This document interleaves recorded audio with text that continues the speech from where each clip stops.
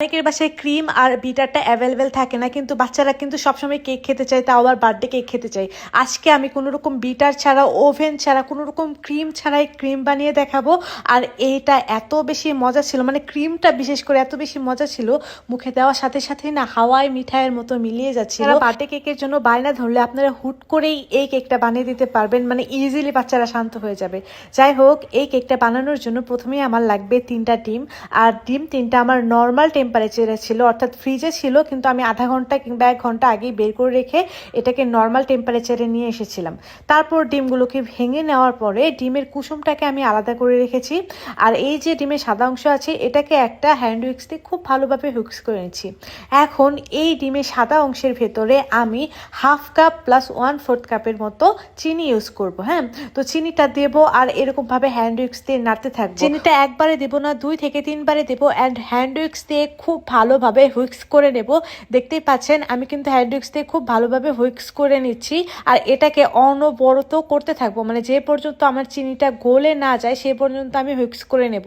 চিনিটা আমার অলমোস্ট গলে গিয়েছে, দেখতেই পাচ্ছেন। হুইক্স করতে করতে ডিমটাও কিন্তু অনেকটাই ফোমি হয়ে আসছে। আর যখনই ডিমটা এরকম ফোমি টেক্সচারে চলে আসবে, তখনই এতে দিয়ে দেবো ডিমের কুসুম 3টা। ডিমের কুসুম 3টাকেও মিলিয়ে নিয়েছি। মিলিয়ে নেওয়ার পরে এখন আমি এখানে শুকনো উপকরণ অ্যাড করে নিচ্ছি। শুকনো উপকরণের ভেতরে দিয়ে দিয়েছি 1/2 কাপ ময়দা প্লাস 2 টেবিল চামচের ময়দা আমি আরও দিয়েছি। সেই সাথে 2 টেবিল চামচ দিয়েছি কোকো পাউডার আর 1 চা চামচের মতো দিয়েছি হচ্ছে বেকিং পাউডার। দিয়ে সবগুলোকে চেলে মিশিয়ে নিচ্ছি। আচ্ছা, এখানে আমি 2 বারে এটাকে চেলে খুব ভালোভাবে মেশাবো। আর মেশানোটা আমি একটু আলতোভাবে মেশাবো, যেন ডিমের যে ফোমটা করেছি সেই ফোমটা না ভাঙে। একদম স্লোলি মেশাবো, দেখতেই পাচ্ছেন। পরবর্তীতে আমি একটি স্প্যাচুলা দিয়ে এটাকে খুব ভালোভাবে মিশিয়ে নিচ্ছি। আমি একটা 6 ইঞ্চি মোল্ড রেডি করে রেখেছি, সেটা হচ্ছে আমার স্কোয়ার মোল্ড। নিচে একটু তেল ব্রাশ করে উপরে একটা পেপার দিয়ে দিয়েছিলাম। আপনারা এখানে বেকিং পেপার অথবা যে কোনো পেপারই দিতে পারবেন। তারপরে বেটারটুকুকে দিয়ে দিলাম। তারপর একটা কাঠি দিয়ে বেটারটাকে এরকমভাবে সমান করে দিলাম যেন কেকটা সমান হয়। হাঁড়িতে একটা স্ট্যান্ড বসিয়ে দিয়েছি। স্ট্যান্ড বসিয়ে দেওয়ার পরে এখন আমি ঢাকনা দিয়ে ঢেকে দিলাম।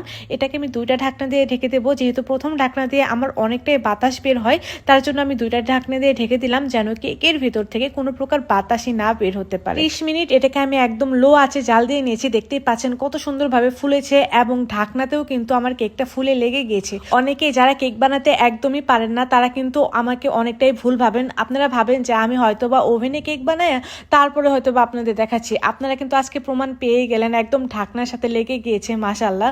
আর আমি যেহেতু প্রফেশনালি কেক বানাই, আর আমি কিন্তু জানি কোন কেক কোথায় দিলে কিভাবে ফুলবে।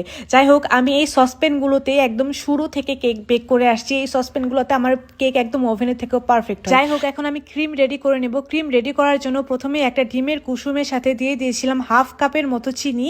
সেই সাথে দিয়ে দিয়েছিলাম 1/2 কাপ পরিমাণ গুঁড়ো দুধ এবং দিয়েছিলাম 2 টেবিল চামচ পরিমাণ কর্নফ্লাওয়ার। এবং তারপরে দিয়েছি এখানে একদম ঘন 2 কাপের মতো দুধ দিয়ে এটাকে নাড়িয়ে চাড়িয়ে মিশিয়ে নেওয়ার পর চালটাকে অন করে দিয়ে এখন এটাকে আবারও নাড়তে থাকবো। নাড়তে দেখবেন যে এটা অনেকটাই ঘন হয়ে আসবে। এরকম হালকা একটু লিকুইডে থাকা অবস্থায় এটাকে আমি নামিয়ে নিব, কারণ এটা ঠান্ডা হওয়ার পর আরো একটু ঘন হয়ে যাবে।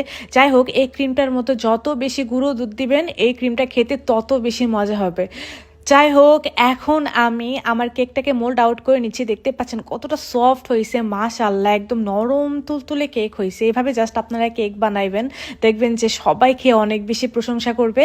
কেকটাকে আমি স্লাইস করে নিয়েছি। আমি এটাকে 3টা স্লাইস করে নিয়েছিলাম। প্রথম কেকটা বসানোর পর দিয়ে দিয়েছিলাম সুগার সিরাপ, অর্থাৎ চিনি আর পানি দিয়ে গুলিয়ে আমি একটা সুগার সিরাপ বানিয়েছিলাম। সেই সিরাপটা পুরো কেকে দেওয়ার পরে ক্রিমগুলোকে দিয়ে দিয়েছি। আর এখন ক্রিমটাকে কিন্তু খুব সুন্দরভাবে সব জায়গাতে স্প্রেড করে দিয়েছি। তারপর আমি ওই যে 3টা লেয়ার করেছিলাম, একটা লেয়ার আমার ছিল, ওই লেয়ারটাকে আমি একটু ব্লেন্ডারে গুঁড়ো করে নিয়ে কেকের 4 সাইড দিয়ে লাগিয়ে দিয়েছি। তারপর একটু ক্রিমের ভেতরে আমি কোকো পাউডার লাগিয়ে নিয়েছিলাম। সেই কোকো পাউডার দিয়ে এরকমভাবে একটু দাগ টেনে নিলাম, এতে করে কেকটা দেখতে অনেক বেশি সুন্দর লাগবে। যাই হোক, দেখতেই পাচ্ছেন কেকটা কিন্তু আমার অলমোস্ট রেডি হয়ে গিয়েছে। আর এই কেকটা কাটার পর আমি টোটালি স্যাটিসফাইড। ক্রিমের লেয়ারটাও কিন্তু একদম পারফেক্ট ছিল, মানে খেতেও দুর্দান্ত ছিল। যারা চকলেট লাভার তারা কিন্তু এই কেকটা অনায়াসেই পছন্দ করবে। আর এই কেকের ভ্যানিলা ভার্সন দেখতে চাইলে কিন্তু অবশ্যই কমেন্ট করতে হবে।